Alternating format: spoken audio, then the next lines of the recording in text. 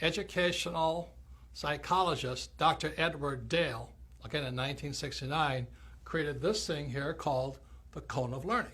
And on the cone of learning, you'll find out there's more than one way to learn. When we look at the bottom of the cone here, what you'll find, there's two ways of learning. There's reading and then listening to words or listening to lecture.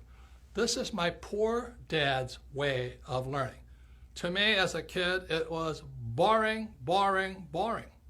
At the other end of the cone of learning, you'll find the best way to learn is to do the real thing, but just below that is a thing called simulation. Simulation is another word for games or practice. We're simulating doing the real thing. So at the top of the cone was the way my rich dad taught me. At the bottom of the cone is where traditional education or my poor dad tried to teach me. So what Edgar Dale, again, Dr. Dale in 1969, educational psychologist, found out that reading, you retain the least, less than 10%. And then when you listen to lecture, it's about 20%. So that's why in school, so much of the time is I would attend class and listen to a lecture and forget everything. So once again, it's more than two ways to learn. At the bottom, these are the A students. And a lot of times at the top, these are the C students or D students. How many of you have met people who are really smart in school, but they can't do the real thing?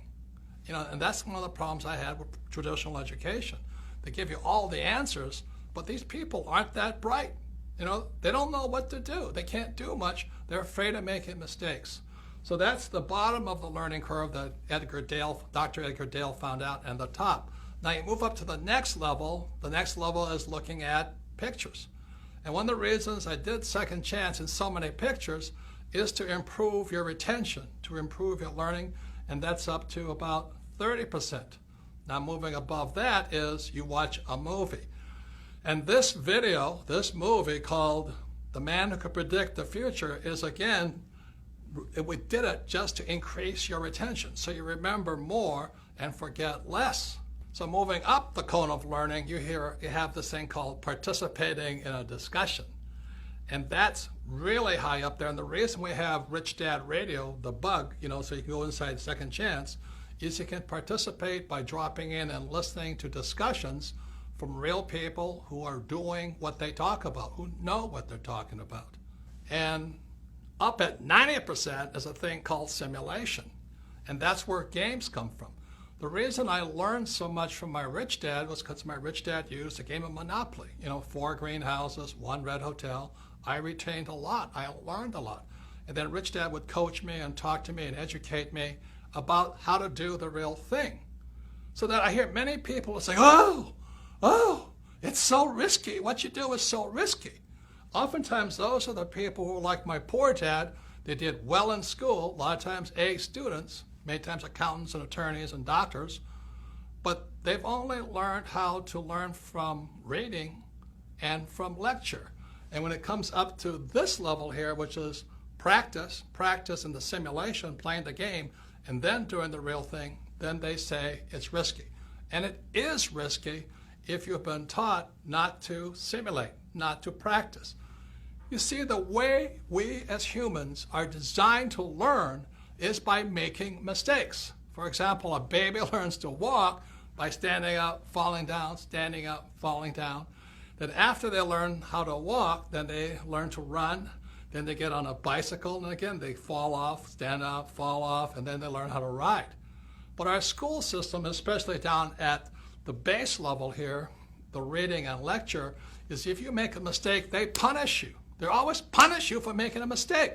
That's why so many of these really smart people can't do anything, because this is what Edgar Dale is talking about. It's simulation and then doing the real thing.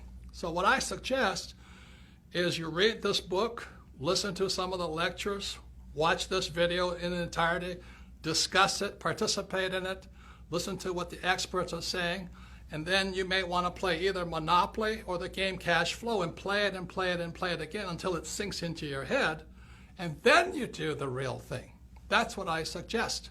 But if you're afraid of making mistakes, which is what these people like my poor dad are, what if I make a mistake? If I make a mistake, I'm stupid, I'm stupid. Well, that's what's wrong with the school system. That's what's wrong with traditional education. They punish you for making mistakes. Now you look at it this way, I love flight school. I love learning to be a pilot and getting ready to go to Vietnam. The reason I like flight school in Pensacola, Florida and Camp Pendleton, California was because we simulated in preparation to doing the real thing. So this is what flight school looked like. We go to school in the morning, we'd listen to real instructors lecture us, then we'd fly in the afternoon. So study in the morning, fly in the afternoon, and then we did the real thing in Vietnam. Now, one of the things we practiced was crashing. It seems strange to people, but we as Marine pilots practice crashing, practice emergency, crashing, emergency, emergency, emergency. So when the real thing happened, when I was in Vietnam, I went down 3 times, and this is what a picture of a helicopter gunship looks like going into the water. When it happened, it was frightening, but we knew what to do. We were not killed because the Marine Corps and Navy flight school teaches us to practice, practice, practice, crashing, crashing, crashing. And that's what you'll learn in Monopoly or the cash flow game by listening to our coaches or listening to the radio show or listening to real instructors who are doing the real thing. Then you're ready to do the real thing. So is investing risky? Is starting your own business risky? Yes. But what is worse is by just knowing the answers and reading books and not knowing how to do the real thing. So the purpose of Rich Dad was we want you to simulate, practice, and learn. You know, today I'm reading constantly, and I'm going to classes constantly, and I'm also practicing, making my mistakes, learning from my mistakes, and doing the real thing. That's the way humans are designed to learn. The trouble is our government and our economy and many of our businesses are run by people who only know how to read and only learn by lecture. And that's why we're in severe financial trouble today. So once again, education has more than one side. It is important you read, but as well as you practice,